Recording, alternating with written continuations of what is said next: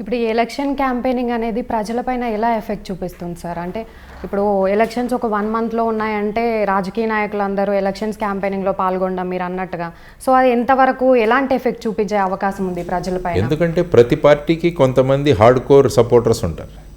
వాళ్ళు ఏం చేసినా కూడా ఆ పార్టీకే వేస్తారు. మెయిన్గా ఎలక్షన్లో పార్టీల యొక్క స్థితిగతులు మార్చేవాళ్ళు ఎవరంటే న్యూట్రల్ ఓటర్స్. కాబట్టి ఈ న్యూట్రల్ ఓటర్స్ని ఏ విధంగా ప్రభావితం చేస్తామని పొలిటికల్ పార్టీలు పోటీ పడుతుంటాయి. అందుకనే మేనిఫెస్టోలో ఈ 6 ఇస్తాము, లేకుంటే 6 గ్యారంటీలు ఇస్తాము, లేకుంటే ఇక్కడ వచ్చేసి రైతు బంధు ఎక్కువ ఇస్తాము, లేకుంటే ఇంకొకటి ఎక్కువ చేస్తాము అన్నది మాట్లాడుతుంటారు. కాబట్టి ఈ ఫైనల్గా ఈ న్యూట్రల్ ఓటర్స్ని ఎటువైపు మనం మార్చుకుంటామన్నది పొలిటికల్ పార్టీలు చేస్తున్నది. అందుకనే మేము ఏమంటున్నామంటే పెద్ద పెద్ద మీటింగులకి ఏ పొలిటికల్ పార్టీకి పర్మిషన్ ఇవ్వకూడదు. ఇప్పుడు చూసిన 10 లక్షలు వచ్చారు, 15 లక్షలు వచ్చారు, అందరినీ తీసుకొస్తారు. మీటింగ్ అయిన తర్వాత వాళ్ళు ఇంటర్వ్యూ చేస్తే చెప్తారు, మాకు ఇంత డబ్బులు ఇచ్చారు, ఇంత తీసుకొచ్చారని చెప్తారు ఓపెన్గా. కాబట్టి వీటి కోసం ఇంత ఖర్చు ఎందుకు? సో మేమనేది ఏంటంటే ఏ పార్టీకి కూడా ఈ విధమైన పర్మిషన్ ఇవ్వకండి. డోర్ టు డోర్ క్యాంపెయినింగ్ చేయండి. టీవీలలో మీకు సరి అయిన సమయాన్ని వాళ్ళకి ఇవ్వండి. సో ఈ విధంగా ప్రచార మాడ్యూల్లో కూడా మనం మార్పు వస్తే ఒక లెవెల్ ప్లేయింగ్ ఫీల్డ్ వస్తున్నది ముఖ్యమైన విషయం.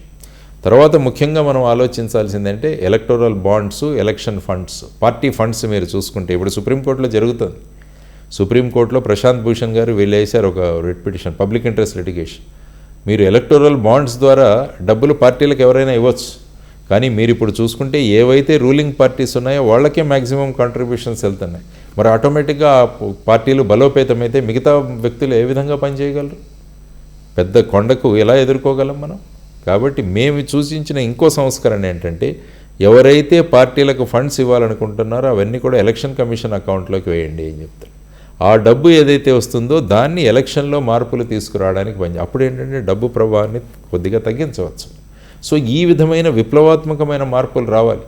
కానీ ఈ మార్పులు ఎవరు చేస్తున్నారు? ఫైనల్గా కోర్టులు చేస్తున్నాయి. ఇంతవరకు ఎలక్షన్లో వచ్చిన మార్పులన్నీ కూడా కోర్టుల ద్వారా వచ్చిన మార్పులు, కానీ ఏ రాజకీయ నాయకులు కూడా తెచ్చిన మార్పులు కాదు. ఎందుకంటే వాళ్లకు ఓట్ బ్యాంకుల మీదే నడిపించాలన్న ఇంట్రెస్ట్ ఉంటుంది.